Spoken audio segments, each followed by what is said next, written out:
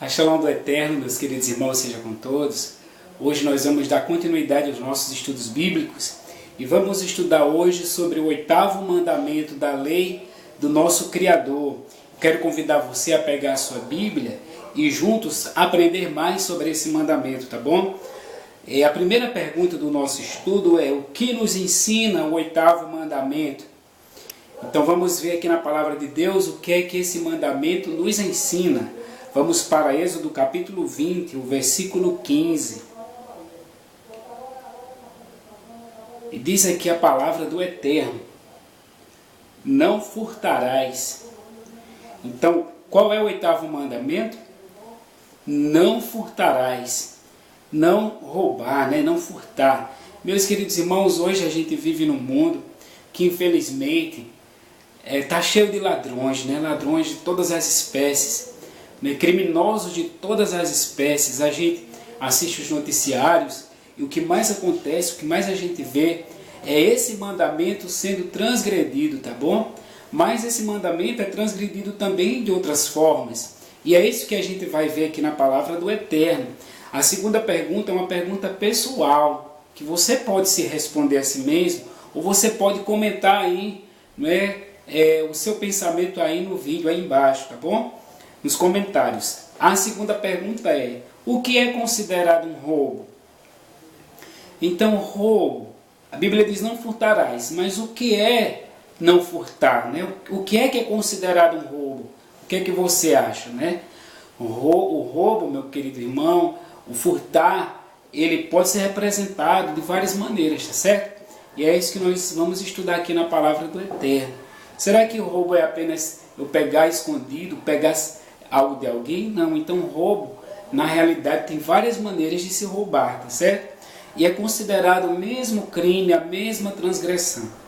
A terceira pergunta é a seguinte: o que é uma abominação para o Eterno? Provérbios capítulo 20, meus queridos irmãos. Então nós vamos ver aqui nesse texto que o que é uma abominação para o Eterno. E a gente vai ver o seguinte, que já é considerado aqui, né, como um roubo. Em Provérbios 20, versículo 10. Diz aqui, 2 pesos e 2 medidas, uns e outras, são abomináveis para Yahweh. Olha, meu querido irmão, o que é considerado uma abominação para o Eterno? 2 pesos e 2 medidas. Então, principalmente, esse mandamento aqui, ele tem afetado diretamente a muitos comerciantes que usam de engano na hora de pesar, né? Na hora de pesar, na hora de calcular o peso e na hora de cobrar. Infelizmente, é para Deus uma abominação esse pecado. Infelizmente, muitos têm feito isso, tá certo? Então, você que é comerciante, você que trabalha com negócios, você seja fiel a Deus, você use o peso certo, a medida certa, tá bom? Para que você não se torne uma coisa abominável para Deus. Então, vamos para outra pergunta: o que também é considerado roubo e como é visto diante do Eterno? Olha aqui, o que também é considerado roubo e como é visto diante do Eterno. Vamos para Deuteronômio capítulo 27. Deuteronômio 27.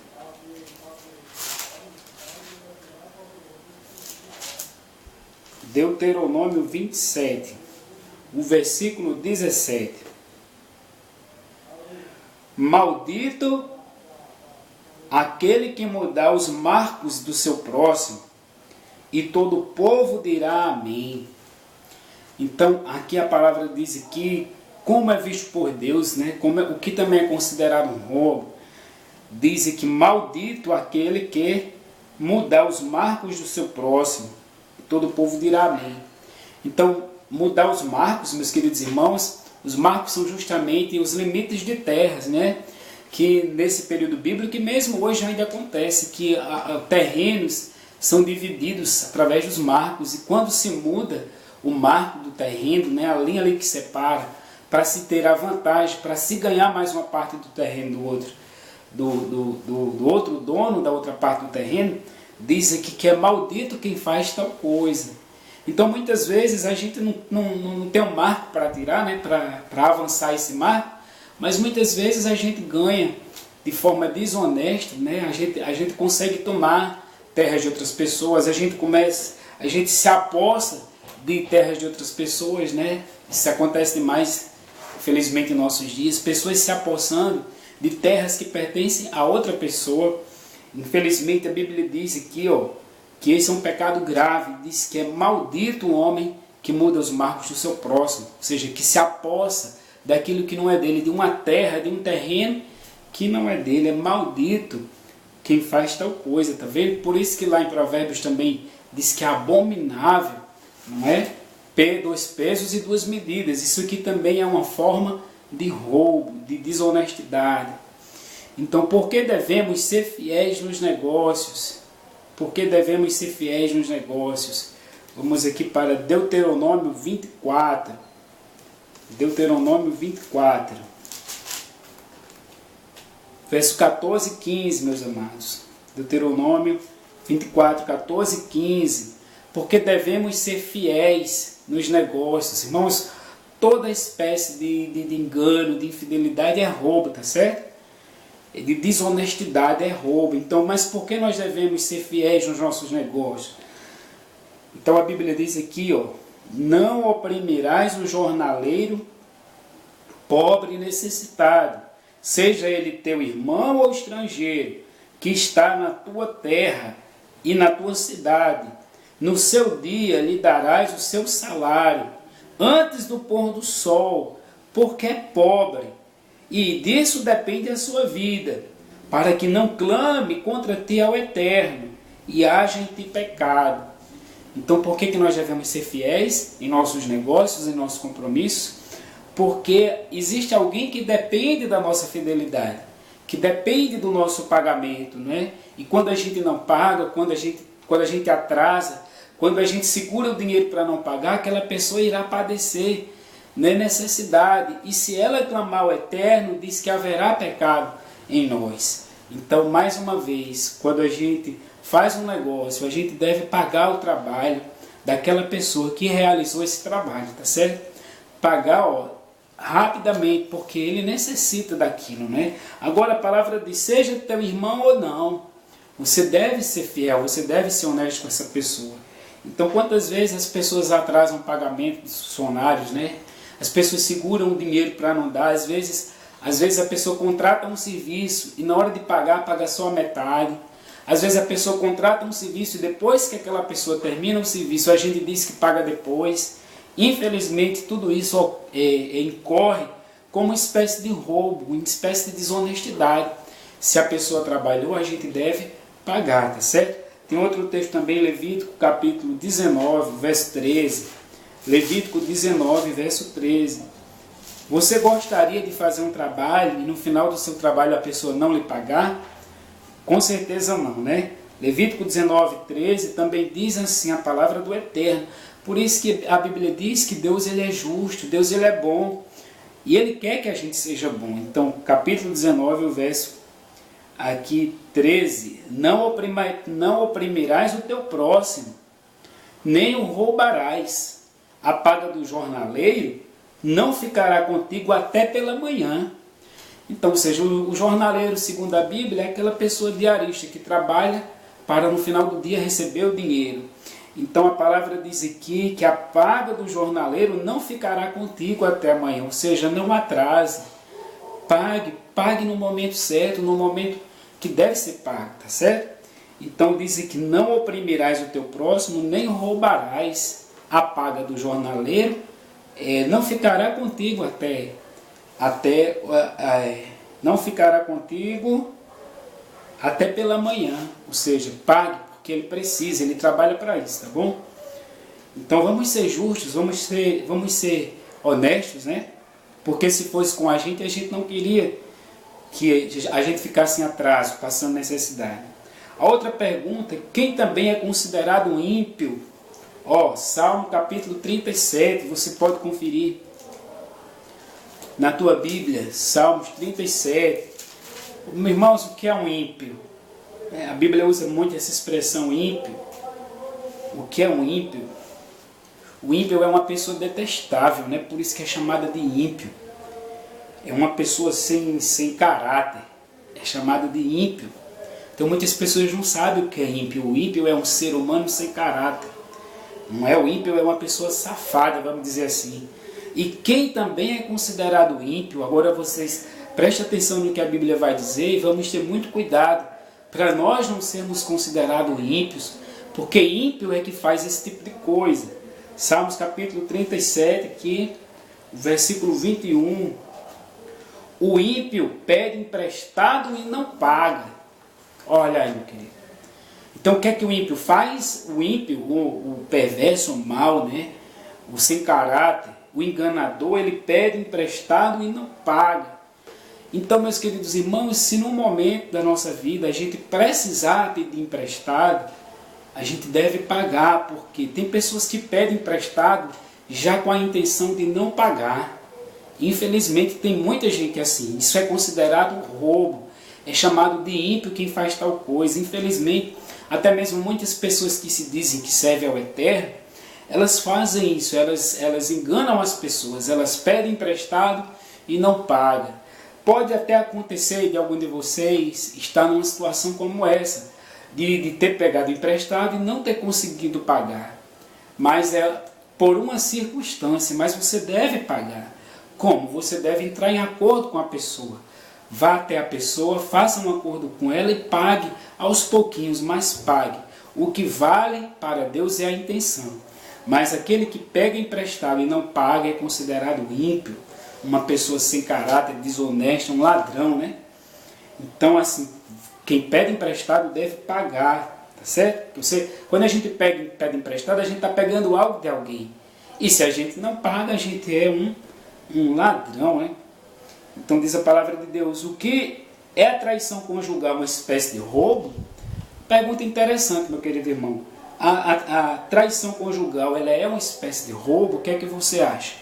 Você pode fazer um comentário aí no meu vídeo, tá bom? Vamos ver na Bíblia o que a Bíblia diz, Provérbios capítulo 9. Já está aí pertinho, né? Salmo, depois vem Provérbios. Provérbios 9. É a traição conjugal uma espécie de roubo? Do versículo 13 ao 17. A loucura é a mulher apaixonada, é ignorante e não sabe coisa alguma. Assenta-se à porta da sua casa, nas alturas da cidade, toma uma cadeira, para dizer aos que passam e seguem direito o seu caminho. Quem é simples, volte-se para aqui, e aos faltos de senso diz, águas roubadas são doces, e o pão comido às custas de outro, né, é agradável. Eles, porém, não sabem que ali estão os mortos, que os seus convidados estão nas profundezas do inferno. Então é a traição conjugal uma espécie de roubo? Segundo essas palavras é sim. Por quê? Porque a mulher louca, né? A mulher é apaixonada, diz a mulher louca, a mulher adúltera, o homem adúltero também. Ela diz assim, águas roubadas são doces, ou seja, trair é uma coisa doce, é uma aventura, chama-se assim hoje, né? Uma aventura, fazer as coisas escondidas, né? Então diz assim, águas roubadas são doces, e o pão comido às custas, ou seja, está lá o marido trabalhando, se esforçando para trazer o pão de cada dia para a sua casa, sustentar a sua família, e a mulher curtindo lá com outros homens, e às vezes também os homens também, né? Nessa mesma situação. Então você já ouviu aquela expressão, fulana roubou o marido de Cicrano. Cicrano roubou a mulher, ou tomou, né, a mulher de Cicrano. Então também é roubo. Traz uma destruição total na família, né? Muitos até chegam a ter a própria vida por causa de uma traição.